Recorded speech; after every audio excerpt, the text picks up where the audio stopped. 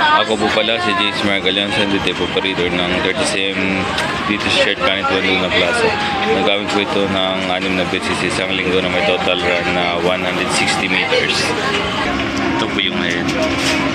Capping at wiper.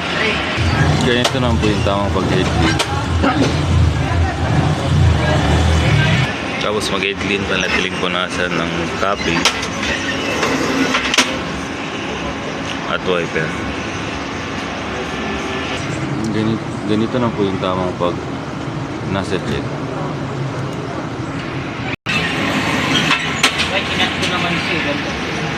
Okay naman po siya. Ito po yung waste lang, kakapalitan nito kahapon na ABR.